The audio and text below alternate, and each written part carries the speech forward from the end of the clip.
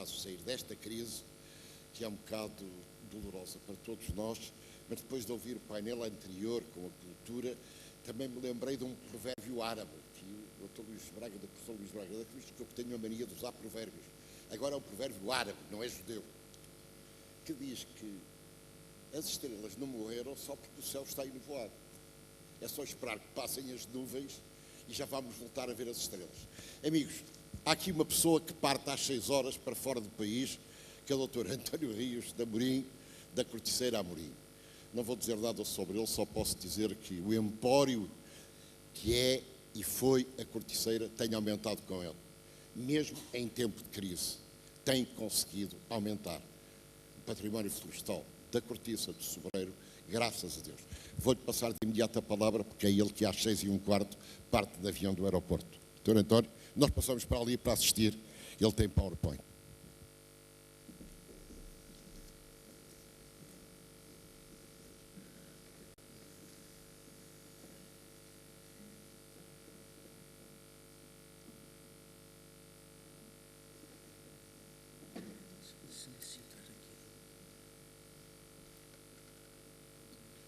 Muito boa tarde a todos. Antes de mais agradecer ao Amália e ao Mário Chalar o convite para participar e poder partilhar a mesa com tão distintos convidados, e o segundo é claramente um dos nossos temas favoritos no setor da fileira florestal e em particular da cortiça, falar de desenvolvimento sustentável.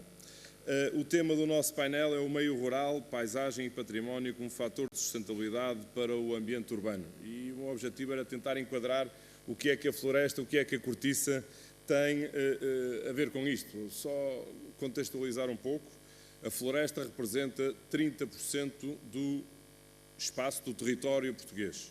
O montado sobre, que nunca teve, como disse o professor Carvalho Guerra, uma expressão tão grande como aquela que tem hoje, representa 25% da floresta portuguesa. E porquê é que há um fator patrimonial associado ao sobreiro? Porque nós hoje estamos a colher os frutos de plantações realizadas algures no início do século XX, e plantações de sobreiros que foram feitas nos anos 20, nos anos 30, nos anos 40 e que hoje estão em plena atividade numa árvore que, como sabem, consegue ter uma duração e uma durabilidade bastante grande. Podemos ter sobreiros a produzir mais de 200 anos cortiça. Temos também que prever as coisas com antecipação. Demora 25 anos a primeira extração de um sobreiro, e a partir daí extraímos cortiça de 9 em 9 anos. Portanto, do ponto de vista florestal, tudo aquilo que possa ser pensado relativamente ao futuro tem que ser pensado com tempo, com planeamento e, portanto, seguramente que o desenvolvimento sustentável faz-se refletindo sobre aquilo que serão as implicações de todas as nossas decisões hoje no futuro. Contextualizando um pouco, o sobreiro está presente em Portugal, sobretudo no Alentejo, um pouco no Douro e Trás-os-Montes, está também presente em Espanha, na Extremadura, Andaluzia e também na Catalunha, no norte da África, Marrocos, Argélia e Tunísia.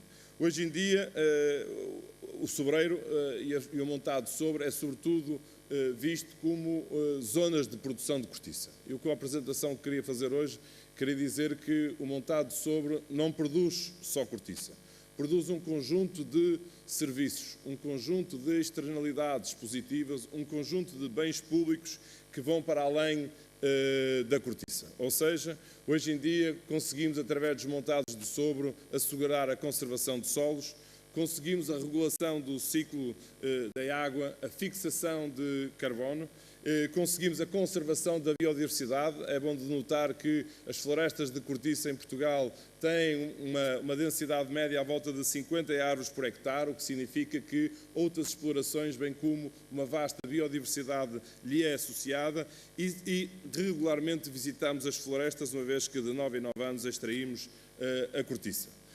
Só em Portugal retemos cerca de 4,8 milhões de toneladas de CO2. É este o contributo que a floresta de cortiça em Portugal dá em termos de retenção de CO2 ao país, e pela densidade dos montados e pela limpeza dos montados, temos claramente neste espaço do território uma incidência bastante reduzida daquilo que tem sido um flagelo na restante floresta, que são os incêndios florestais. O sobreiro é claramente a espécie menos afetada, não só pela densidade, como também pela limpeza que tem beneficiado por parte dos produtores florestais. Só para terem uma ideia, contextualizando isto mais em termos de empresa, a nossa empresa, a Corticeira Amorim, permite anualmente, através da sua atividade, sumir, ou seja, reter cerca de 1,9 milhões de toneladas de CO2, o que é um importante contributo para a preservação do desenvolvimento sustentável.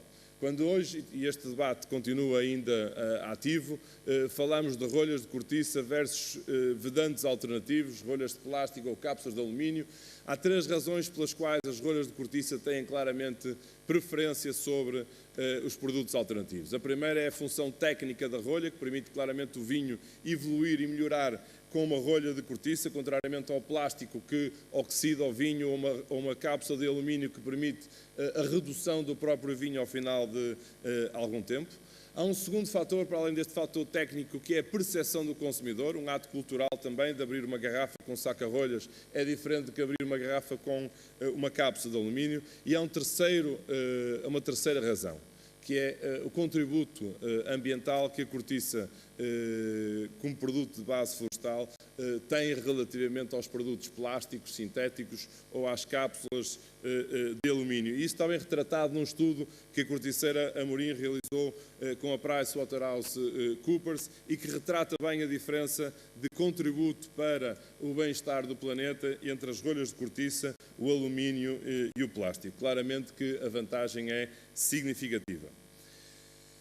Os montados de sobre, quer em Portugal, quer na Extremadura espanhola, representam um dos 34 hotspots mundiais de biodiversidade. Toda a gente já ouviu falar do lince ibérico, da águia imperial, da águia de Bonelli. São aspectos absolutamente marcantes que hoje permitem claramente podermos, com todos estes fatores, todas estas externalidades, todos estes serviços do ecossistema, poder calcular, para além da cortiça e do rendimento económico que isso permite o produtor florestal ter, o que é que todas estas vantagens de natureza ambiental, de natureza pública, permitem criar em termos de valor. E ousamos não fazer nada e trabalhar com especialistas nesta matéria para tentar quantificar o que é que estes serviços públicos, o que é que estas externalidades podiam valer.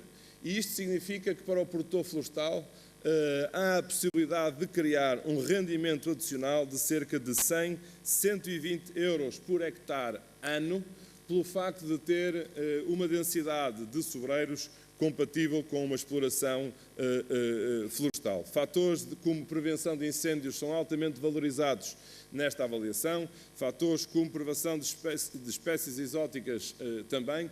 Isto foi um estudo feito em Portugal, validado pela Fundação Rice em Bruxelas, que é presidida pelo ex-comissário europeu Franz Fischler, e, portanto, temos aqui uma metodologia que seguramente, com a passagem dos produtos florestais autóctonos a produtos agrícolas, vamos seguramente criar uma remuneração adicional ao produtor florestal que lhe vai permitir continuar a investir mais em cortiça. E, portanto, o produtor florestal no futuro vai ter um rendimento económico que é gerado através da produção de uma matéria-prima, que já veremos em que é que pode ser criado o seu valor económico, e vai também ser remunerado pelo serviço que presta ao bem-estar de qual todos nós podemos beneficiar. Em termos de valorização económica, todos sabemos que Portugal é o maior exportador mundial de cortiça. Concentramos em Portugal cerca de 75% das exportações totais de cortiça a nível mundial. O ano passado foi o 3º ano de crescimento contínuo das nossas exportações. Exportamos cerca de 850 milhões de euros de cortiça, especialmente para as seguintes aplicações. Rolhas, continuam a representar 60% e muitos por cento das nossas exportações portuguesas de cortiça, quer rolhas de vinho, quer rolhas para espumantes, champanhe e espumosos, quer também para produtos licorosos e espirituosos, e, portanto, um segmento que desde 2010 tem vindo a ganhar cota de mercado aos vedantes alternativos, nomeadamente às rolhas plásticas. Temos também um segundo segmento de utilização das exportações portuguesas de cortiça, que tem a ver com a construção. A construção, se há setor cada dia mais sensível à sustentabilidade, é a construção, é a engenharia civil. Toda a gente busca, quer a nível de arquitetos, quer a nível de engenharia, materiais naturais, materiais que possam ter uma longevidade nas obras e que possam contribuir claramente, de um ponto de vista ambiental, para o bem-estar de todos. A cortiça preenche todos estes requisitos e, por isso, temos vindo também a crescer neste segmento, onde a maior referência que temos são os pavimentos em cortiça. Na Alemanha utiliza-se pavimentos de cortiça porque são confortáveis. Na Rússia, em climas frios, utiliza-se pavimentos de cortiça porque são quentes, isolantes. Nos Estados Unidos utiliza-se pavimentos de cortiça em crescimento importante, porque são claramente o produto mais natural, mais ecológico, que conseguem reunir para a decoração de uma casa. Mas também temos novas aplicações. Designers que têm apostado na cortiça como um material para criar mobiliário interior, para criar uma coisa tão simples. O maior jogador de basquete a nível mundial teve uma edição lançada no dia 23 de fevereiro pela Nike, em edição limitada, que criou umas sapatilhas em cortiça. De facto, as pessoas começaram já a dizer que, seguramente por ter cortiça, que ele vai ter uma agilidade melhor, que vai conseguir saltar mais. A cortiça não tem nenhuma função técnica neste calçado, tem apenas uma função visual, mas é bom de ver que um calçado que normalmente vale 130, 140 dólares, neste momento é vendido a 400 dólares no eBay, e seguramente que a cortiça contribui decisivamente para esse sucesso, bem como para calçado de luxo, normalmente de senhor, ou os Birkenstocks também são fortemente conhecidos a nível mundial. Conseguimos também ambicionar, através da cortiça, entrar em novas aplicações. Isto é a utilização da cortiça no chão destes comboios realizados pela Siemens e que ganharam um concurso para a cidade de Varsóvia. Já ganhamos um segundo concurso e, portanto, qual é a vantagem da cortiça? A leveza, a capacidade de resistência antivibrática e todos os fatores de mobilidade, seja carros, barcos, comboios, autocarros, hoje busca soluções de materiais mais leves, e a cortiça é claramente, para além de ser leve, um material ecológico de características únicas. Isto é um protótipo de um avião da Embraer, feito com materiais portugueses, onde a cortiça participa não só nas paredes, no chão, como também nos materiais compósitos que fazem os bancos deste avião. Esperamos que tenha o maior sucesso, porque seria, para além do nosso fornecimento que já fazemos há muitos anos ao Space Shuttle, levar a cortiça ao espaço mais uma vez. Também temos a utilização da cortiça nas pás das eólicas. E podem se interrogar o que é que faz a cortiça na pá de uma eólica. Normalmente o material que vai dentro da pá é uma madeira chamada madeira de balsa, que é uma madeira muito leve, mas que permite, durante a noite, criar pequenos montes de gelo, o que faz com que a eficiência das lâminas das eólicas não seja tão boa. A cortiça isola, não permite que este gelo se acumule, e a eficiência destes moinhos de vento são significativamente melhores, e, portanto, estamos a crescer também nesta atividade. E temos também, do ponto de vista de arquitetura e design, aqueles que são dos melhores arquitetos do mundo, que fizeram um pavilhão que em 2012 esteve na Galeria Serpentine em Londres, e que utilizaram exclusivamente cortiça no design deste pavilhão. Ou seja, conseguimos reunir, para além da natureza e da nobreza do nosso material, hoje conseguimos reunir um apoio e um eco que claramente diferentes entidades no mundo estão atentas. A cortiça é não só um produto natural, onde Portugal é claramente decisivo, mas pensamos que a aposta contínua neste material, a aposta contínua na floresta, a aposta contínua nos produtos e nas aplicações de cortiça contribuem de uma forma determinante para o desenvolvimento sustentável, para fixar as populações aos meios rurais, para criar, como diz o WWF, para cerca de 100 mil pessoas no mundo, a fixação dessas 100 mil pessoas nos meios rurais, criando por isso capacidade e poder de compra, fixando essas pessoas nesses meios. Portanto, aquilo que pretendia dizer é que o montado dá cortiça, mas dá muito mais do que cortiça, dá um serviço de bens públicos que seguramente são determinantes e bastante contribuidores para o desenvolvimento sustentável do mundo. Muito obrigado.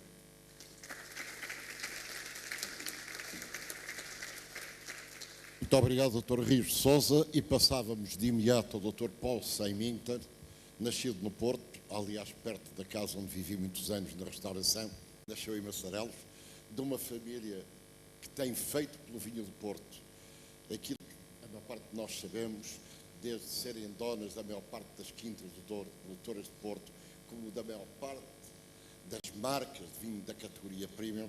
Dr. Paulo Seiminter, muito obrigado. Passo-lhe a palavra.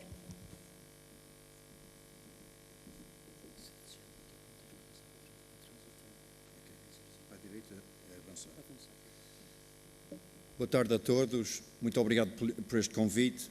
Vou tentar ser breve, manter o ritmo do Tony Amorim. Eu vou falar sobre, obviamente, da minha terra, que é o Douro, e Gaia, e esta cidade do Porto. E gostaria de tentar mostrar aqui a ligação tão importante entre a região do Douro e a cidade do Porto. Eu acho que é muito importante ver exatamente o que é a região do Douro.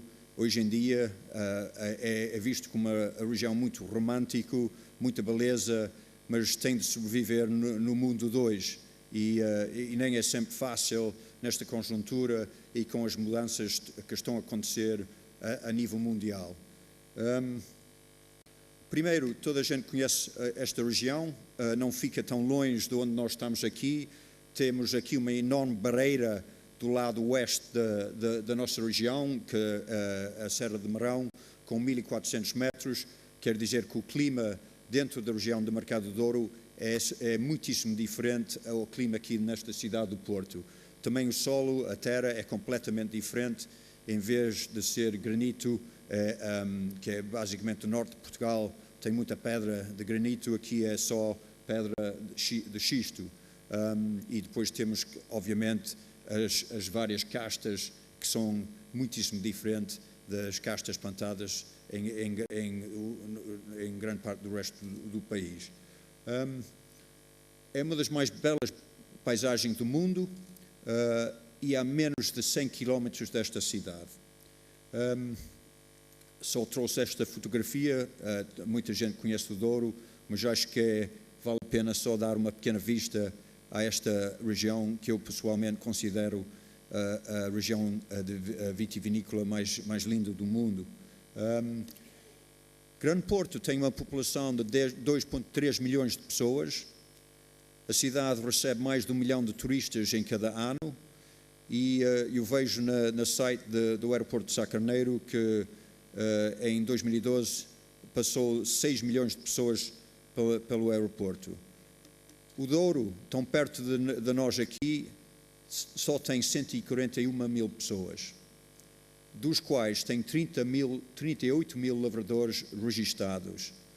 E depende só de uma coisa, a vinha.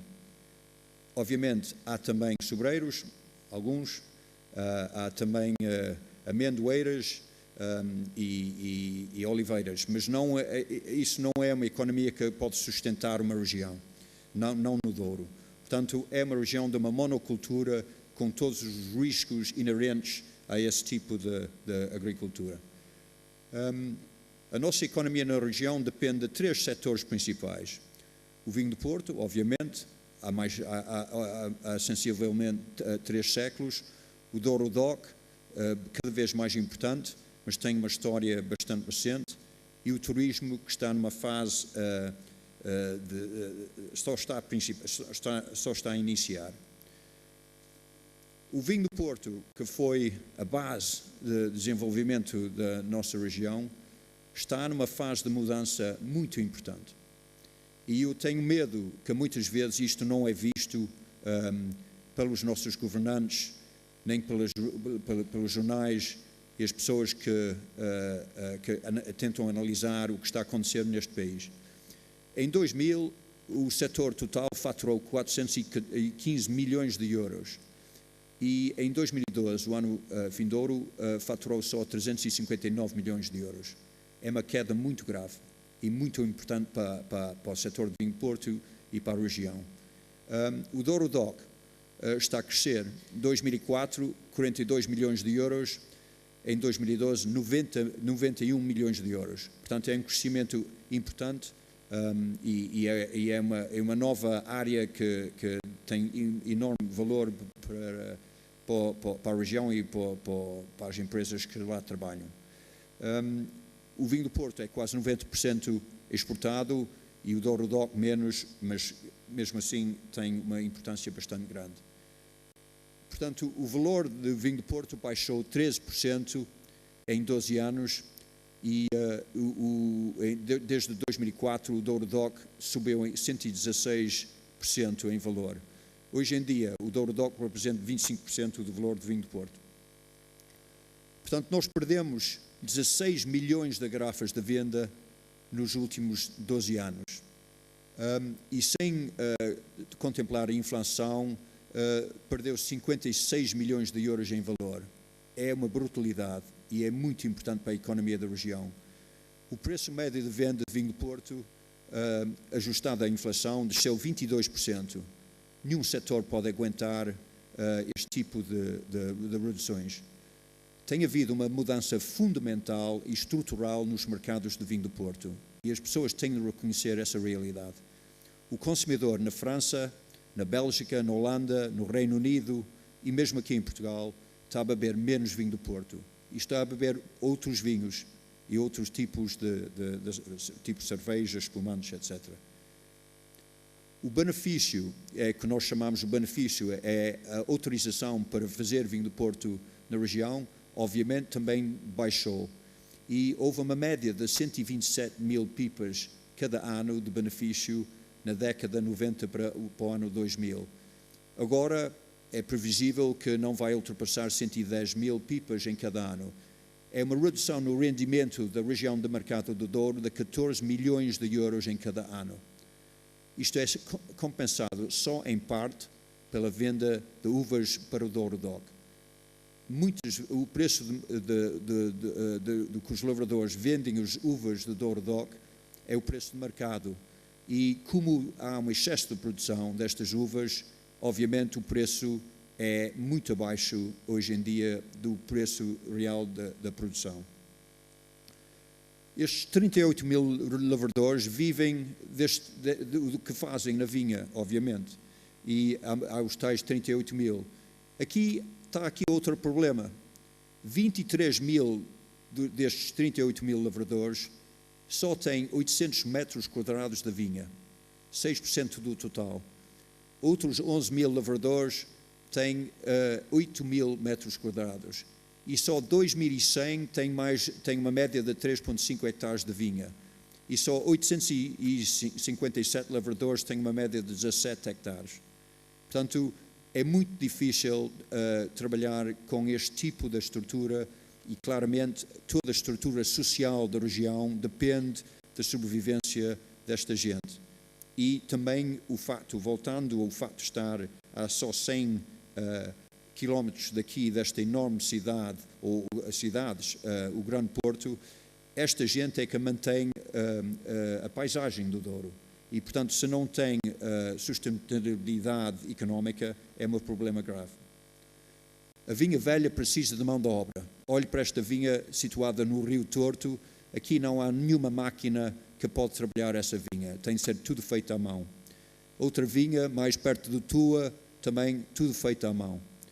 E tem havido um descontrole e nós estamos todos responsáveis, as empresas, as entidades reguladoras, o Ministério da Agricultura em Lisboa, tem permitido um crescimento na área plantada no Douro bastante grande, 6% da área total em só poucos anos, e a área de produção de vinho do Porto subiu 11% também num período bastante curto.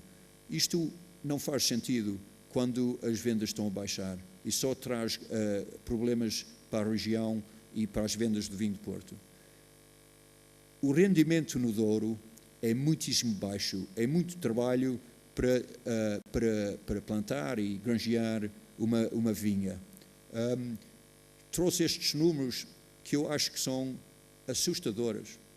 Isto é o preço médio de 1 quilo de uvas no Chile, África do Sul, Austrália, Califórnia, Espanha e o Douro. Estes são dados de 2011 e um quilo de uvas custa, este não é o preço de venda, este é o custo do granjeio, é 77 cêntimos por quilo, comparado no Chile, 10 cêntimos o quilo. Portanto, só temos um futuro que é vender vinhos de qualidade. Não se pode vender vinhos de correntes produzidos numa região com um rendimento tão baixo e um custo de mão de obra, obviamente, não é muito caro, mas o rendimento é tão baixo, obriga este custo médio para o quilo de uvas. A Vinho Nova, desde os anos 80, tem havido muita plantação na região do Mercado do Douro, que permite alguma mecanização do trabalho na vinha. Está aqui na Quinta da Cavadinho, no Vale do Pinhão, e vê-se lá que entre estes pardos passa um trator e muito trabalho pode ser feito com estes tratores estreitinhos. Vinho Nova, isto é a Quinta do Vesúvio, vê-se aqui muita vinha nova, onde se pode manter a quinta muitíssimo bem com alguma mecanização do trabalho.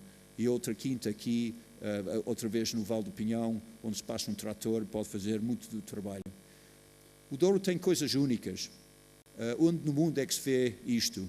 E isto é uma coisa lindíssima, faz vinhos excelentes e ainda se faz no Douro em algumas quintas. Mas também temos equipamento do mais moderno no mundo que pode concorrer com o melhor que há na Austrália e na Califórnia, em termos da tecnologia. Temos vinhos que ganham pontos altíssimos nas revistas mais poderosas a nível mundial. Temos vinhos envelhecidos aqui em Gaia, com enorme qualidade, também conseguem obter preços elevadíssimos nos mercados externos. Portanto, a economia do Douro está a mudar. As vendas de vinho de Porto serão muito provavelmente menores, porque não podemos concorrer com vinhos baratos. E nós devemos adaptar a nossa região para a qualidade e não pela quantidade. Os hábitos de consumo nos principais mercados estão a mudar. As pessoas vão para produtos mais leves. Nós temos de aceitar a realidade e adaptar a nossa estratégia consoante. O impacto na vida das pessoas no Douro vai ser profunda. O Douro necessita de muito melhor planeamento a médio e longo prazo. E estas mudanças terão, de certeza, um impacto na cidade de Porto e Gaia, devido à ligação do turismo destas duas cidades. A nossa empresa não tem muito, estamos a iniciar agora um projeto no Douro de turismo, talvez um pouquinho tarde, mas eu acho que é muito importante aprender as lições do turismo no Douro nos últimos 10 anos. O turismo é muito sazonal, o inverno é muito duro no Douro e os turistas do norte da Europa não vão vir para o Douro quando há nevoeiro e frio e muita chuva. Temos de aceitar isso. Em contraste, na primavera não há sítio mais lindo no mundo, o verão é excelente, também o outono. Vários grandes projetos no Douro têm corrido mal e eu acho que há alguma mania em Lisboa de tentar fazer projetos enormes na região e normalmente correm mal. Eu acho que o Douro precisa é small is beautiful, autêntico, coisas nas aldeias que atraem os turismos, porque isso tem mais impacto nas pessoas e vai atrair mais turistas do estrangeiro. O turismo de Porto e Gaia, de 1 milhão de pessoas, de turistas que vêm pela cidade de Porto, muitos deles vão para Gaia e essa história é dependente do sucesso do vinho de Porto e do Douro nos dois vinhos, o Douro DOC e o vinho do Porto. Este é um projeto que nós abrimos recentemente.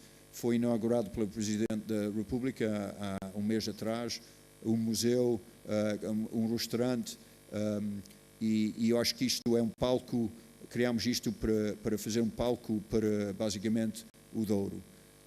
Eu acho que o Douro merece preservar e merece o cuidado pela história e pela qualidade. E tem uma ligação fortíssima com esta cidade, e o turismo nesta cidade depende, em parte, do sucesso da região do Mercado do Douro. Muito obrigado.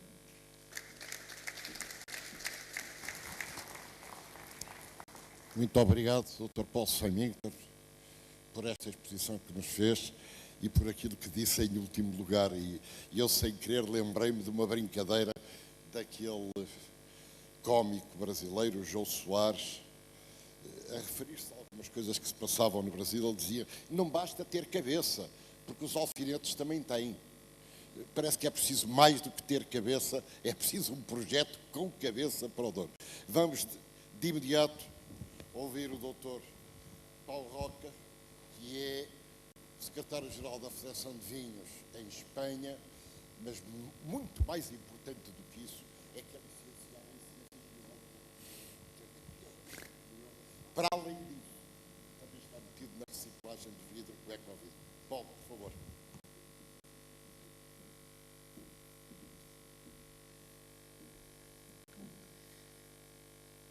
Muchas gracias. Yo lo primero que quiero es excusarme por no hablar portugués y abusar un poco de este desequilibrio que hay, que los portugueses entendéis bien el español si hablamos lentos y los españoles somos incapaces de entender el portugués. Bueno, pues abusando un poco de esta generosidad portuguesa voy a intentar explicarme en español lentamente y agradecer a Amalio Conde de Ripalda la invitación y sobre todo pues la calidad del encuentro. El medio rural, paisaje y patrimonio como factor de sostenibilidad. Paul Symington nos acaba de explicar lo importante que es Porto, lo relevante en su actividad comercial. Es un puerto y que tiene un paisaje que depende de este puerto y de esa actividad comercial. Hemos visto unas magníficas fotografías. Sabemos que esto es como un hinterland, como un patio de atrás de la ciudad de Oporto. Pasa muchas veces eso con el sector vitivinícola. Hay grandes ciudades que condicionan ese paisaje. Burdeos es una de ellas. Toda la desembocadura de la Gironda pues, está condicionado por esta actividad. Ha sido así históricamente. Roma, que es una ciudad que condiciona todo un imperio, condiciona todo un territorio inmediato. La Campania, Le Marche, todo eso eran el aprovisionamiento de vino, y eso es especialmente claro en algunas ciudades, incluso en ciudades modernas. San Francisco, con relación a Sonoma y al norte de Napa Valley, la zona alrededor de Ciudad del Cabo, Pal y Stellenbosch, son paisajes vitivinícolas muy vinculados a las ciudades. Bueno, pues aquí tenemos quizá el mejor ejemplo de este paisaje, que además es patrimonio de la humanidad y que produce esos magníficos vinos que ayer tuvimos ocasión de degustar. Felicito a la Casa Sogrape, que nos ofreció un magnífico Calábriga Casa Ferreiriña del 2010. Bueno, el sector del vino tiene una gran conciencia especial sobre los temas de medio ambiente. Digamos que se siente interpelado espontáneamente en el momento en que se ha visto la realidad del cambio climático. No es un sector regulado, no es un sector energético, ni el cementero, que son sino que de una forma espontánea las bodegas, el sector vitivinícola, se ha sentido interpelado por el cambio climático. Nunca ha sido negacionista. Hubo un momento en que había sectores económicos que eran negacionistas sobre el cambio climático. El sector del vino no. Y esto, bueno, se ha visto en una realidad. Nosotros convocamos hace casi 3 años una reunión en Barcelona que se llamaba Wineries for Climate Protection, liderados por Torres, que es una bodega española. Pues asistieron 700 personas, 700 bodegueros. Y Ricardo Lago, expresidente de Chile, nos hizo un discurso muy bonito. En aquel momento se ocupaba, creo, era comisionado en Naciones Unidas para estos temas del cambio climático. ¿Por qué ocurre esto en el sector del vino? ¿Por qué hay esa conciencia de sostenibilidad? En medio ambiente, el vino es un producto vino. Voy a intentar dar 3 explicaciones. El vino es un producto vivo que se produce en un viñedo, es una elaboración biológica y depende totalmente de la climatología. Y de un año a otro hay cambios que son importantes y se valoran. Aquí, por ejemplo, no todos los años se puede producir un vintage. Y las empresas bodegueras, las empresas de vino, tienen un registro. Muchas empresas son centenarias y todas ellas tienen un registro de añadas y ponen su año en la etiqueta en muchos casos. Por tanto, hay una memoria histórica y luego hay una reacción a lo que está ocurriendo en el clima. Y por tanto, esto les hizo reaccionar al cambio climático. Hay una necesidad de cambios de plantaciones hacia sitios más frescos. Esto lo estamos constatando. Entonces, lo sufríamos en nuestras propias producciones y teníamos un registro centenario que nos obligaba a reaccionar a esta realidad del calentamiento global. Por razones económicas, ¿por qué el sector del vino se siente también concernido por la sostenibilidad? Pues es un sistema de producción que requiere mucho tiempo y grandes inversiones. El viñedo tarda tiempo en producir, 7 años, o, en fin, el momento óptimo puede estar en 25 años, según qué regiones más o menos, pero luego las bodegas necesitan tener vino, un stock, pues en los vinos tranquilos, pues entre 3 y 4 años. Aquí sé que es mucho más, pero 5 años pueden tener un stock, 3 años y medio, porque el sistema de crianza y de envejecimiento requiere tener esa cantidad de vino guardado. Y esto es realmente bastante general en casi todas las regiones europeas. Entonces, esto es una cuestión un poco antieconómica. El retorno sobre la inversión es bajo. La cantidad de dinero invertido, además en construcciones, si valoráramos todo y de todo lo que el patrimonio que tiene una bodega, pues es muy difícil de hacerlo económico. Y por tanto, ahí hay un reto de nuevos cálculos, por decirlo de alguna manera.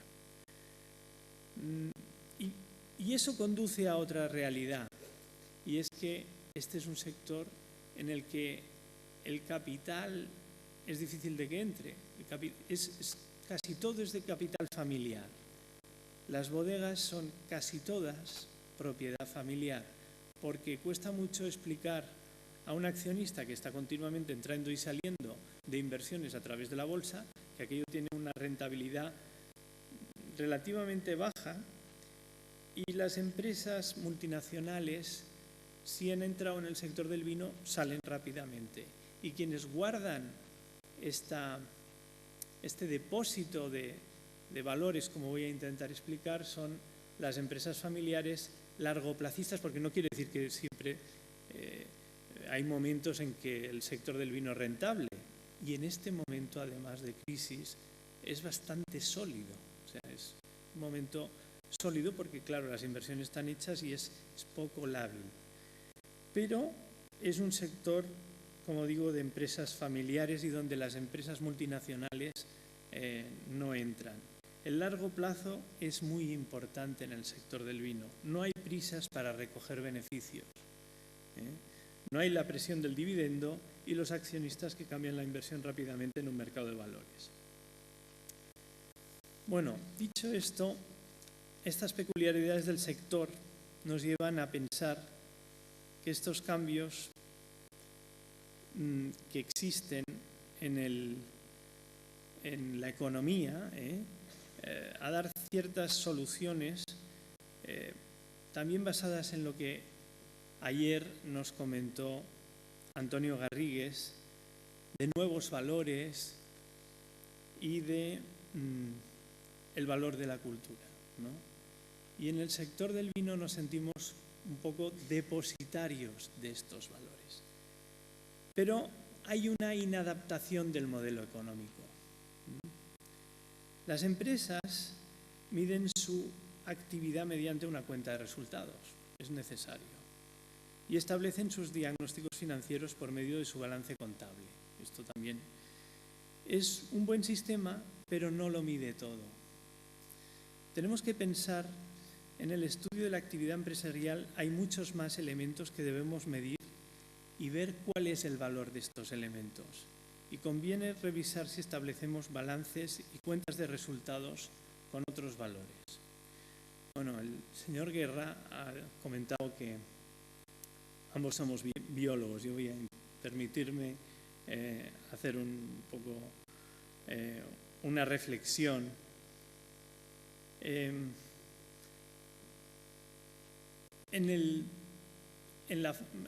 la medición de los seres vivos, de lo que es la actividad biológica, en fin, o de la actividad ecológica, pues también se hacen balances y se mide, por ejemplo, en la energía en ATP. Tenemos sistemas de valoración de lo que está ocurriendo, modelos que podrían ser a lo mejor válidos para los economistas, ver qué es lo que ocurre, por ejemplo, en la sucesión de comunidades, en la ecología. La ecología es de alguna manera una sociología biológica, ¿no? Y entonces hay modelos, por ejemplo, de sucesión de comunidades, por ejemplo, hacia el bosque mediterráneo, ¿no? Que nos acaban de hablar de los bosques de corcho. Estos sistemas hay modelos ecológicos que podrían servir muy bien para replantearse algunos sistemas de medición en economía. Y el sector del vino a lo mejor se sentiría más confortable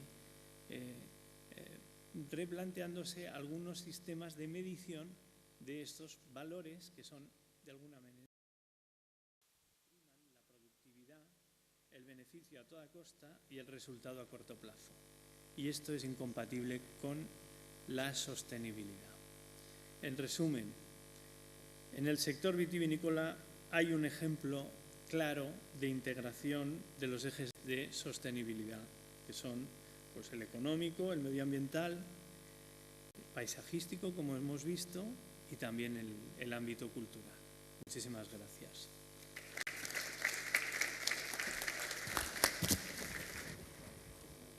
Obrigado, Rocha. Passávamos de imediato ao Dr. Arlindo Cunha, economista, mestre e doutorado na Universidade de Reading, professor da Universidade Católica, produtor de vinhos do Dão. Ainda me deve umas garrafas que este ano ainda não ia experimentar. Bom, já está dado o recado. Boa tarde, queria cumprimentar o Sr. Presidente da Fundação de Serralves, os organizadores deste seminário e os digníssimos assistentes, e nos meus 10 minutos ver se conseguia passar algumas ideias sobre a temática. Mas muito brevemente, porque o dia está a ser um bocado duro e já longo, e portanto eu queria, o tema deste painel, desta mesa redonda, é importante, concreto e ao mesmo tempo vago. Paisagem e património como fator de sustentabilidade para o ambiente do meio urbano. Portanto, aqui associamos valores fundamentais do meio rural, que é a paisagem e o património, e associamos isto à importância destes valores para o meio urbano. O meu objetivo era, com 3 ou 4 reflexões, fazermos aqui alguma ligação entre isto, para depois, se for o caso, e se tivermos tempo, debatermos um bocadinho. Bom, a primeira coisa é que o meio rural está longe de ser um meio produtor de bens agrícolas, ou florestais, ou matérias-primas. Nunca o foi, talvez há muitos séculos atrás, e hoje cada vez menos. O que nós designamos de zonas rurais, nós definimos o espaço rural essencialmente em função das densidades, e hoje em dia, mesmo nas zonas mais rurais, a agricultura está longe de ser a principal atividade fixadora das pessoas. E, portanto, quando pensamos em meio rural, nas utilidades que o meio rural cria para a sociedade em geral, pensamos naturalmente na produção de bens alimentares, matérias-primas, floresta, e depois naquilo que são as externalidades, que aqui são tema desta mesa redonda, designadamente a questão da paisagem, a questão da produção de bens ambientais e a preservação do património. De facto, grande parte da nossa cultura está alicerçada em valores rurais, como sejam a própria construção rural, a arquitetura, os costumes, as tradições e a gastronomia. Portanto, tudo isso são valores profundos do meio rural e são externalidades. O que acontece é que estes valores do meio rural, o ambiente, o património, a cultura, a gastronomia, não são por si só capazes de gerar um rendimento que seja capaz de preservar as pessoas, fixá-las. Por isso é que, a pouco e pouco, os vários Estados, e neste caso também a União Europeia, foram criando políticas públicas para, de alguma forma, preencher a função de remuneração que a agricultura por si só e o mercado não é capaz de fazer. Portanto, ou seja, a agricultura produz bens ambientais, patrimoniais, etc., mas o mercado não remunera isso. Portanto, há que suprir isso com alguma política pública, e é por isso que hoje em dia a PAC, a própria Política Agrícola Comum, tem várias medidas que apoiam essa produção de bens ambientais e paisagísticos. Mas é preciso ter a consciência, e este é um ponto central, de que esta produção de bens, de externalidades positivas para a sociedade e para as cidades em particular, é algo que está dependente profundamente da existência e da sustentabilidade da agricultura nestes territórios. Apesar da agricultura ser minoritária em muitas destas regiões rurais, mesmo naquelas mais profundas, ser minoritária em termos de ocupação da mão de obra, se a agricultura desaparecer, ou a atividade florestal, todos estes bens desaparecem, porque se há paisagem é porque há agricultura, se há sequestro de CO2 é porque há agricultura e há floresta, se há aldeias vivas é porque há agricultores lá, porque mais nenhuma atividade se fixa. E, portanto, tudo isto justificam os economistas, portanto, os especialistas da economia política, de que a produção de bens ambientais, patrimoniais, etc., as chamadas externalidades da agricultura, resultam de um processo de produção conjunta com a produção de bens primários, agrícolas, alimentares e matérias-primas. E essa produção conjunta, aliás, uma outra forma de designar isto é a natureza multifuncional da agricultura, em que a primeira função é a produção de bens alimentares, matérias-primas ou florestais, mas depois produz outras funções, que são aquelas que acabei de referir. E, portanto, aqui a questão fundamental é que é fundamental nós pensarmos em políticas públicas que supram as falhas do mercado para a produção destas externalidades, mas ter em consideração que, se não curarmos de preservar a agricultura, todas estas externalidades podem ruir. E, portanto, é fundamental, quando nós definimos as nossas políticas agrícolas, tenhamos em consideração essas necessidades da agricultura. Sobretudo numa Europa que optou por um modelo de globalização completamente aberta, que não pode proteger a sua agricultura através de proteção do mercado e que tem que a proteger por outras formas, portanto, compatíveis com esses compromissos internacionais, como sejam, por exemplo, ajudas diretas aos produtores, medidas agroambientais, enfim, vários tipos de apoio ao desenvolvimento rural. Uma última reflexão sobre a tipologia das zonas rurais. Portanto, o mundo rural, como eu disse há pouco, é essencialmente definido em função das densidades da população. A OCDE e várias organizações internacionais têm normalmente definido 3 grandes categorias, portanto, o rural profundo, que é o território de baixa densidade, normalmente abaixo dos 30 habitantes por quilómetro quadrado. Depois tem um rural intermédio e tem um rural periurbano. E numa região como a nossa, aqui no norte, estamos mesmo a ver o que é o rural profundo, para lá do Marão essencialmente, o rural intermédio até à zona, digamos, do Vale do Tâmega, Vale do Sousa, e depois para cá, para o litoral, é um rural periurbano em que quase que o rural e a atividade agrícola e a atividade urbana e industrial se juntam todas numa grande mescla que normalmente pode dar uma grande confusão. E, aliás, tem dado. Aliás, o noroeste português era muito conhecido por um enorme desordenamento de atividades económicas. E o que é que acontece? Felizmente, há umas décadas para cá, com as políticas de reserva agrícola, reserva ecológica, planos de ordenamento territorial, os PDMs, sobretudo, fomos criando alguma ordem no território. E fomos conseguindo preservar esse espaço intersticial entre as urbanizações. E esse espaço intersticial, espaço rural, espaço agrícola, é fundamental. Essencialmente, por um lado, para dar equilíbrio e produzir algum sequestro de CO2 para as populações do meio rural, para compensar a poluição dos transportes, da habitação e tudo isso. E, por outro lado, porque esses espaços intersticiais podem ter uma enorme importância na produção económica de bens agrícolas. Pouca gente imagina a importância que pode ter em termos de valor acrescentado a atividade hortícola, por exemplo. A atividade hortícola é algo compatível com a pequeníssima dimensão de uma propriedade.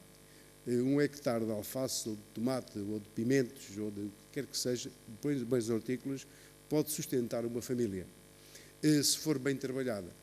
E uma questão que falha aqui entre nós é precisamente aproveitar este espaço intersticial do rural periurbano, valorizando para a produção de bens transacionáveis para o mercado. E aí nós precisamos também de uma nova cultura e de uma nova política de valorizar e criar circuitos comerciais, designadamente mercados locais e mercadinhos locais. Se vamos um pouco para a Europa do Norte, Europa do Centro, verificamos que em todas as cidades, satélites, centrais, etc., temos quase todos os dias pequenos mercados locais, onde essa produção da rede intersticial do espaço agrícola é mobilizada e é valorizada. E eu penso que é um passo que temos que dar cá também, e é algo que tem a ver com o debate desta mesa redonda. Muito obrigado. Muito obrigado, Dr. Arlindo Cunha. Esqueci-me de dizer, mas creio que todos sabem, ex-ministro da Agricultura e o homem que tentou fazer a reforma a sério da zona agrícola. Vamos agora ouvir o Dr. Manuel Cabral, licenciado em Direito e com algumas pós-graduações, que esteve na Câmara de Porto como secretário-geral da Presidência e neste momento ocupa o lugar de presidente do Instituto Vinhos do Porto. Não te invejo. Vinhos do Porto, tens razão. Muito obrigado. Eu gostava de começar por cumprimentar o Amálio de Marichalar. Nós já nos encontramos há vários anos atrás, noutras circunstâncias, no âmbito do Fórum História 21, e é com muito gosto que estamos aqui hoje e ontem neste importante fórum, que é, para nós, é importante que aconteça aqui na cidade do Porto e nesta casa, e cumprimentava também o engenheiro Luís Braga da Cruz, presidente da Fundação de Serralves, com quem eu tanto beneficiei, tanto aprendi nestas andanças da vinha e do vinho. Este fórum é um fórum sobre cidades. E estamos numa mesa redonda, a nona, que reflete sobre o meio rural e a interação entre o meio rural e as cidades. Eu julgo que este aspecto é muitíssimo importante e é de sublinhar. Por outro lado, julgo que não será por acaso que nós tivemos aqui uma pessoa, o António Rios de Amorim, a falar sobre a cortiça, o setor da cortiça, ao qual não é estranho o vinho também, e depois as 5 outras intervenções são de pessoas ligadas ao vinho. O meu antecessor, o professor Lindo Cunha, apesar de ter falado sobretudo na questão da agricultura, portanto muito mais geral em relação ao vinho, mas é um homem do vinho também e é nesse âmbito que se enquadra. E, portanto, eu julgo que há aqui a constatação efetiva do papel que a vinha e que o vinho têm para o ordenamento do território, para a sustentabilidade. A viticultura, deixava-lhes 3 ou 4 notas, beneficiou também, obviamente, da intervenção do Paul Symington, que fez a descrição do Douro. Eu vou-me centrar também no Douro, porque obviamente é a nossa área principal de trabalho, mas sempre nesta articulação que foi tão bem sublinhada, da articulação secular entre o Porto e o Douro. O Porto e o Douro são absolutamente indissociáveis em vários aspectos.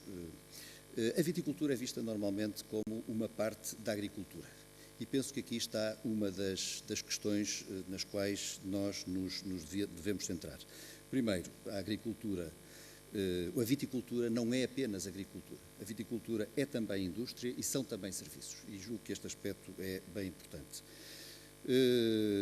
Por outro lado, nós não podemos olhar para o vinho como especificamente para a vinha e para o vinho. Nós temos de olhar, porque a vinha e o vinho nascem e desenvolvem-se num território onde há a interação de um conjunto de fatores e temos de trabalhar essa interação na perspectiva da valorização do território. Portanto, temos de olhar para o território como um todo, eu diria, para a economia desse mesmo território. Por outro lado, já o disse, a vinha é um elemento absolutamente fundamental para o ordenamento do território, para o ordenamento do território em geral, mas tem outras funções, desde logo conservação dos solos, a qualificação da paisagem, voltarei a isso ao referir-me à classificação do Douro como património mundial, fixação das populações, com muitas debilidades, mas tem também esse papel da fixação das populações, criação e manutenção de emprego, e não apenas emprego na área da agrícola, mas também na indústria e nos serviços, manutenção da biodiversidade, que foi sublinhado há pouco pelo António Rios de Amorim, criação de riqueza bem entendido e preservação de património. Preservação de património natural, em particular o património agrícola, preservação de património construído e preservação do património vernacular, o que me parece também que é outro aspecto que devemos sublinhar. Vamos tentar olhar agora um pouco mais para o Douro e beneficiando, e apelo à intervenção há pouco feita pelo Paul Symington. Qual é o valor de que estamos a falar? Já foi referido, mas eu gostava de dizer um pouco mais a este respeito. Estamos a falar de uma região em que há praticamente uma monocultura e vai haver durante muitos anos. Nós ouvimos, por exemplo, agora falar na TSF há anúncios contínuos a propósito do empreendedouro e no âmbito do empreendedouro eu tive em algumas reuniões e fala sempre na estratosfera, numa série de projetos desligados do vinho, mas o que é verdade é que os projetos selecionados, foram anunciados estes dias, são projetos quase todos ligados, direta ou indiretamente, ao vinho e à vinha. Ora, isto não é por acaso. Isto quer dizer exatamente que, durante muitos anos, o Douro vai ter o vinho como o elemento central da sua atividade. Em 2012, os vinhos da região demarcada do Douro criaram, enfim, em termos de comercialização, um valor de 466 milhões de euros. Vinhos, da totalidade dos vinhos da região demarcada do Douro. O vinho do Porto, esse sim, 359, 360 milhões de euros, isto são os valores de 2012, e é importante nós percebermos o que é que estes números querem dizer, porque às vezes falamos num setor como se estivéssemos, foi dito há bocado pelo António Rios de Amorim, a cortiça representou cerca de 1.000 milhões de euros. Portanto, é preciso ver, relativizar as coisas e ver a importância que os números têm e depois ver se o que é que estes números representam em relação ao vinho e o que é que estes vinhos representam em relação às outras atividades daquele território. Estamos a falar, há pouco ouvimos um número que nós estamos a fazer, no último ano trabalhamos muito nisso e em breve daremos informação depois dela ser mais trabalhada internamente, mas o Paulo Julgo falou nos 38 mil viticultores, que é o número tradicional e que penso que ainda consta no site do IVDP.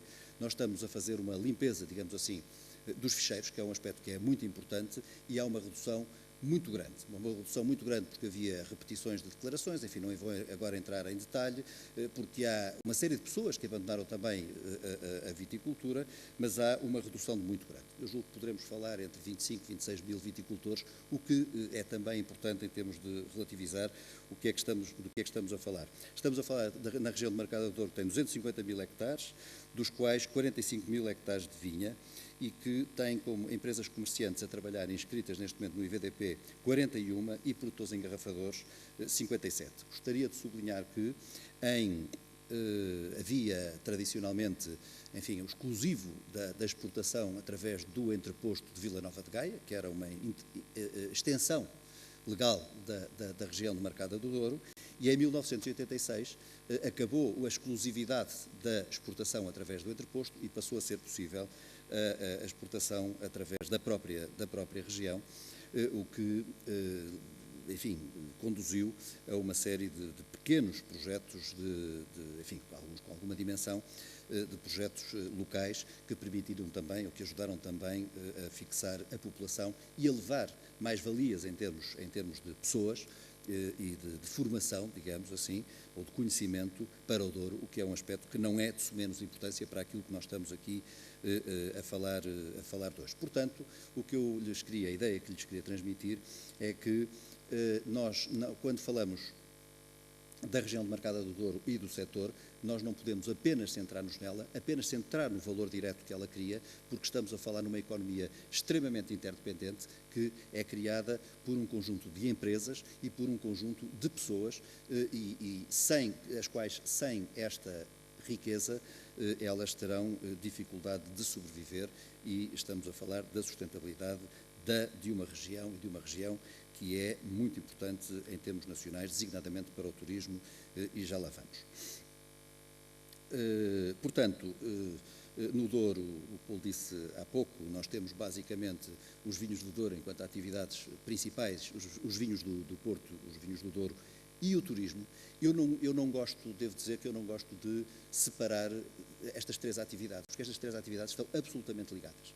Porque o vinho é o ponto de partida e de chegada, e eu acho que há de ser durante muito tempo, e todo o turismo, ou grande parte do turismo, ela há de estar interligada. Muitas vezes fala-se, por exemplo, de uma forma exclusiva das rotas. Eu não gosto, eu acho que a rota, tenho dito, a rota é muito importante para a organização da oferta, mas depois não dá resposta à procura, porque ninguém vai à procura de quintas sucessivas, de visitas técnicas sucessivas. Portanto, as pessoas querem um cruzamento de rotas. Há pouco falou-se na rota de Românico, numa série de outras rotas que existem, por isso que eu gosto de falar em cruzamento de rotas. Quem procura o Douro em termos turísticos, enfim, quem o procura por causa do turismo, quer uma série de outras coisas, quer uma série de outras atividades, e, portanto, e é aí que nós podemos ir buscar uma série de outras atividades que depois vão ajudar à sustentabilidade da economia da região. Portanto, o turismo centrado no vinho, gosto pouco do termo enoturismo, o turismo centrado no vinho é algo que apela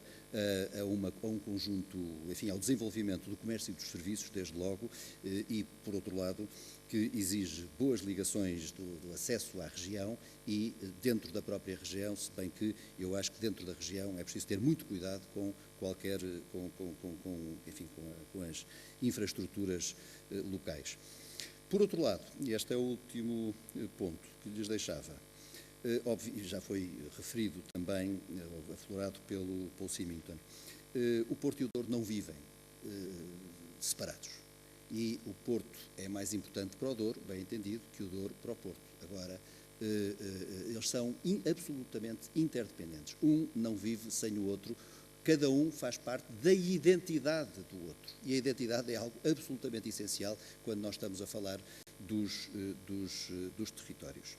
E, aliás, a história da ligação Porto, eu disse há bocado que o entreposto de Gaia é uma extensão da região demarcada do Douro, e eu apelo à memória dos presentes relativamente ao próprio título deste fórum e ao título deste painel. É a ligação entre o meio rural e o entorno urbano, se bem me lembro.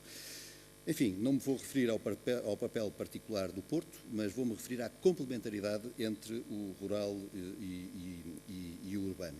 Obviamente que nós muitas vezes queremos colocar tudo no interior, no rural, uma série de funções de animação do rural, e se bem que sejam necessárias muitas funções de animação no meio rural, é necessário não esquecer que há funções que são próprias do meio urbano. E isto aumenta a necessidade da articulação entre o meio rural e o meio urbano. Obviamente que funções dos grandes transportes, das grandes infraestruturas de transportes, obviamente que estão aqui e não estarão noutro sítio, com certeza. Estou a falar no aeroporto de Francisco Sá Carneiro, estou a falar no Porto de Leixões e, em particular, no terminal agora de passageiros agora em construção. Estou a falar dos grandes nós das ligações rodoviárias, e estou a falar também da entrada e saída da navegação, em particular do turismo fluvial. E, por outro lado, enfim, funções de natureza cultural, Serralves, a Casa da Música, acho que são dois belíssimos exemplos, que ninguém pensa em instalar um Serralves ou uma Casa da Música no Douro, porque são funções. Quem visita o Douro, enfim, vai passar pelo Porto, e, portanto, é necessário. O que temos é de encontrar formas, e isso, por isso é que eu dizia há bocadinho que o turismo, enfim, o vinho e o turismo apelam ao desenvolvimento do comércio e dos serviços. Temos é de encontrar formas de fixar as pessoas mais tempo no Douro, isso sim. Uma última nota relativamente à declaração da Unesco. O Douro foi, como sabem, foi classificado em 2001, mas o Douro não pode ser separado da classificação do Porto em 96, pelas razões que acabei de referir, não pode ser separado da declaração do COA em 98, e eu acho também que não pode ser separado da declaração de Guimarães, também em 2001, exatamente no mesmo ano do Douro. Portanto, tudo isto tem de funcionar de forma interligada, por forma a aumentar a atratividade dos territórios. Uma nota, enfim, porque o auditório aqui é mais vasto, a declaração da Unesco relativamente ao Douro refere uma paisagem cultural, evolutiva e viva. Eu até acho que esta declaração, que esta nota, se aplica também às paisagens urbanas, porque as cidades também têm as suas paisagens, e isso facilitaria até a análise de um conjunto de projetos. Mas não é isso que está hoje aqui em causa. Mas, portanto, o que se pretende, e é aqui é aquilo que deve ser sublinhado relativamente a esta declaração, o que se pretende não é transformar o Douro num museu, musealizar o Douro. Aquilo que se pretende é que o Douro, enfim, que é uma atividade onde se pretende que haja e que continue a haver pessoas a trabalhar no terreno, no território, na terra, e, portanto, tem de mexer nela. O que é necessário é que, e é esta frase, julgo que é absolutamente lapidar relativamente a esse aspecto, e que nos chama bem a atenção para isso, o que é necessário é que, em qualquer intervenção que é necessária no território, que não haja nenhuma, desculpem a expressão, beliscadela, que ponha em causa a classificação no Douro, porque nessa estamos todos de acordo, que ela é muito importante para todos nós e para as atividades que nós desenvolvemos. Portanto, tudo isto, e para terminar, tudo isto tem a ver com a identidade de uma região, e eu gostava de sublinhar que a identidade do Douro está associada à identidade do Porto e vice-versa, mas não se pode confundir identidade com uniformidade, por vezes, enfim, os termos são perigosos. Por outro lado, a necessidade da diferenciação, da complementaridade, porque só aí é que nós podemos ir buscar aquilo que nós precisamos, que é a competitividade dos territórios. Sustentabilidade, terminando com uma última frase, nós somos daqueles que achamos que a sustentabilidade não se deve manter apenas ao nível ambiental, económico e social, mas que deve ser também cultural.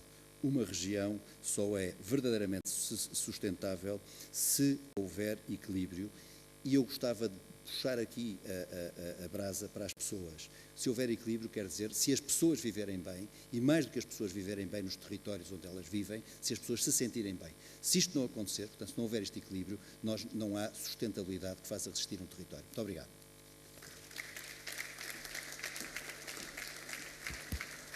Muito obrigado, Dr. Manuel Cabral. Eu creio que a assistência viu das intervenções até agora que perpassou por esta sala algo que para mim me toca profundamente. Todas as intervenções mostraram claramente que há uma enorme diferença entre conhecimento e sabedoria. O conhecimento ajuda-nos a ganhar a vida. A sabedoria diz-nos como devemos de viver a vida e o que devemos fazer para que ela seja vivida como deve ser. Passo a palavra de imediato a mais alguém de uma família também ligada ao vinho do Porto e que dedicou a sua vida, toda a família e ele também, neste momento administrador da Sograp ao vinho do Porto.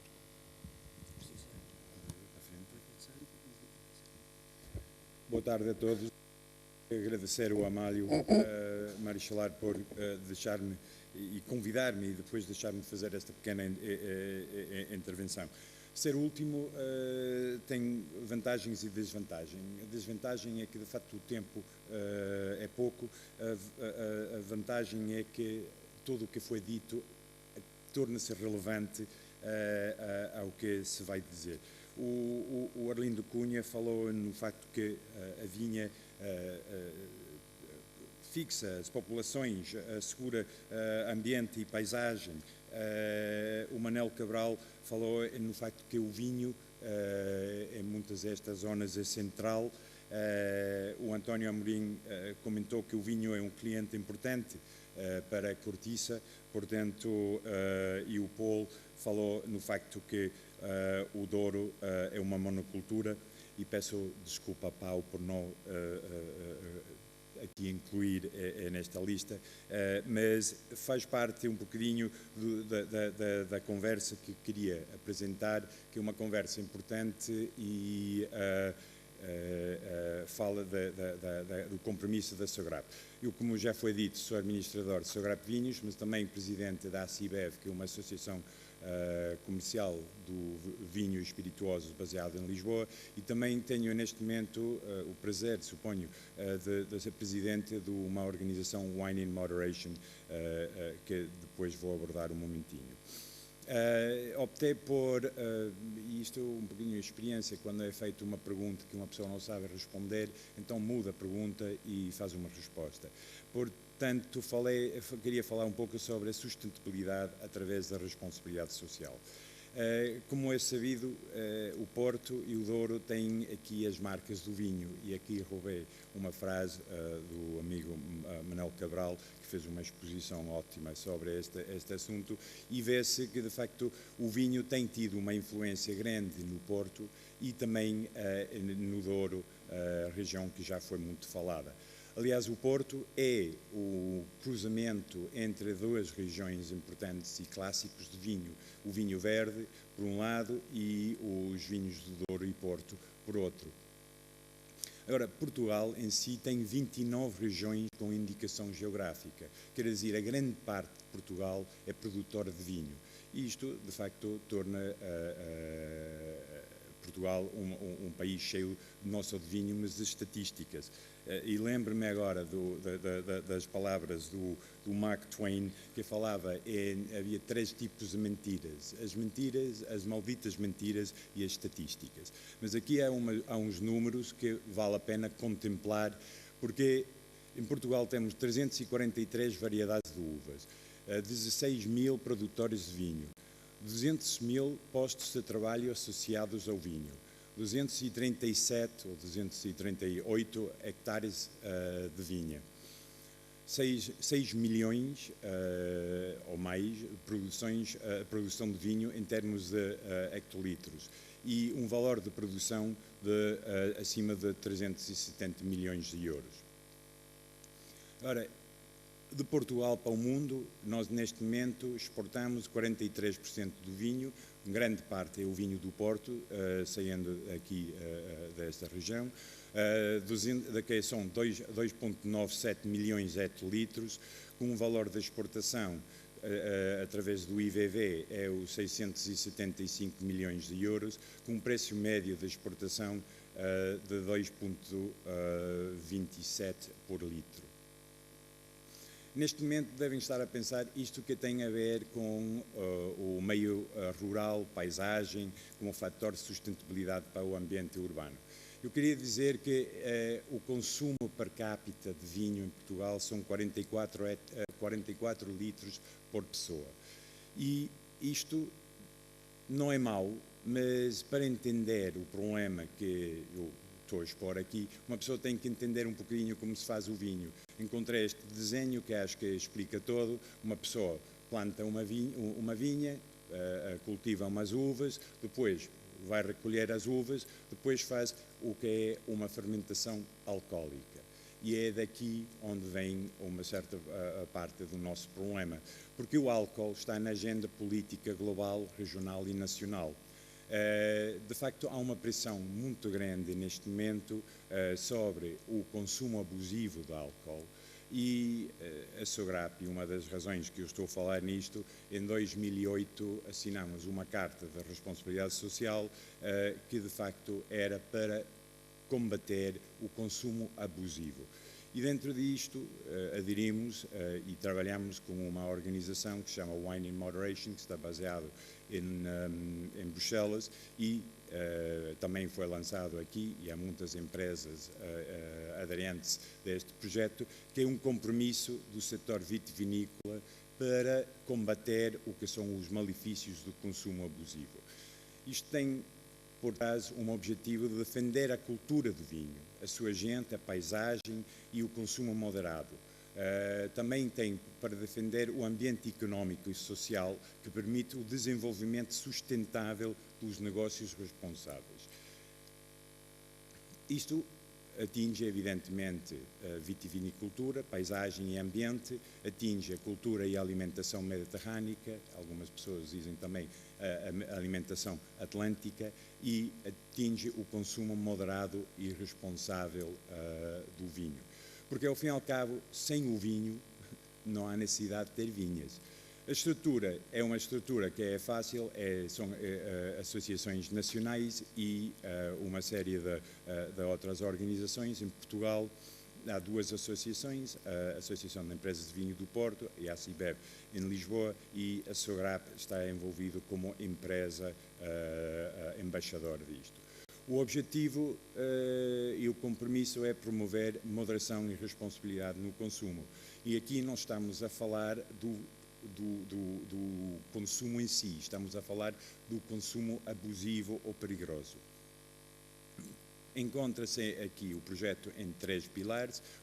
Tem a ver com o código de comunicação, a publicidade que fazemos, tem a ver com programas de educação e tem a ver com a ciência por detrás de descobrir o que é bom e o que é mau. Portanto, estamos a falar da autorregulação, da forma que vendemos e fazemos o marketing do vinho, publicamos o vinho, a educação, explicar às pessoas o que é o consumo correto e explicar o que não se deve fazer em termos do consumo incorreto, e depois também criar evidência científica transparente para que a legislação possa ser baseada em evidência transparente e não meramente em emoção. Em Portugal, neste momento, foi implementado, o projeto começou a ser implementado em 2008. Neste momento temos 146 organizações aderentes, entre organizações, empresas, o IVDP, o IVV. É membro fundador do Fórum da Álcool e Saúde em Portugal, e temos algum apoio do governo português através do Ministério da Agricultura. A comunicação ao consumidor tem sido fundamental, como tem sido a formação e recrutamento do setor vitivinícola, formação no âmbito laboral e formação nas associações dos pais e escolas, porque ao fim e ao cabo são os pais que têm que educar os filhos. A mensagem que passamos é que quando se bebe o vinho deve-se desfrutar ao máximo. O vinho não é uma bebida para tirar a sede, isso é a água. Portanto, nós vendemos o vinho porque uma pessoa deve perceber o que está a beber, deve beber lentamente, deve essencialmente apreciar o vinho com refeições e não deve beber em excesso. O consumo de vinho requer maturidade, os menores não devem beber, é cientificamente comprovado que é mau para a saúde de adolescentes que estão a crescer. As mulheres grávidas devem evitar o consumo de vinho e outras bebidas alcoólicas e, evidentemente, se uma pessoa vai conduzir, não deve beber. E, por último, se uma pessoa não sabe, então consulta o médico, porque, ao fim e ao cabo, os médicos devem saber. Com isso, nós pretendemos e esperamos que toda a viticultura que existe em Portugal, todas essas vinhas e essas pessoas, e nós também, conseguimos no futuro, sendo responsável e transparente, criar um âmbito de sustentabilidade para, ao fim e ao cabo, que é o nosso negócio. E com isso, digo muito obrigado. Seja responsável, beba com moderação.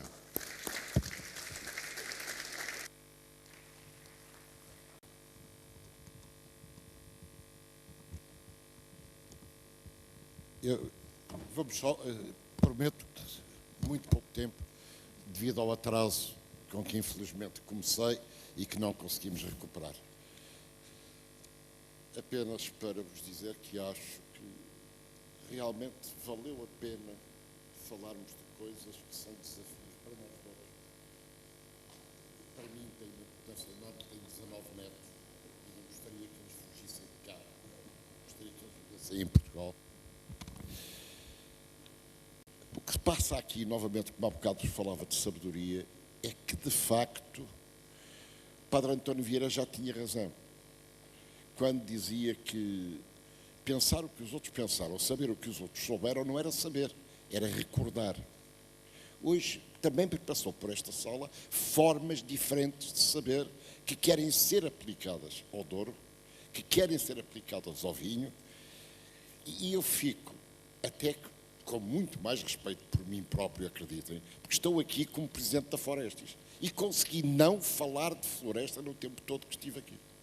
E nos últimos 8 anos não tenho feito outra coisa senão falar de florestas, creio eu. Amigos, eu queria agradecer de novo ao nosso querido organizador, Dom Amálio, pelo convite, mas queria agradecer também ao professor Luís Bragas da Cruz, que é um exemplo da nossa cidade e de cidadania, de homem que serviu a vida inteira e está sempre disponível para servir os outros. Obrigado, professor Luís Braga da Cruz, como organizador, para quem peço também uma grande salva de palmas. E resta-me agradecer àqueles que participaram nesta mesa. Não vai haver debate, não é possível, porque além de faltar uma nova mesa redonda, ainda há depois uma sessão de encerramento. Infelizmente não vou poder ficar e peço desculpa desde já aos organizadores não poder ficar, mas há uma razão fortíssima. É a primeira vez em 56 anos que não passo o dia dos anos de minha mulher com ela. E ela faz anos hoje. Muito obrigado a todos.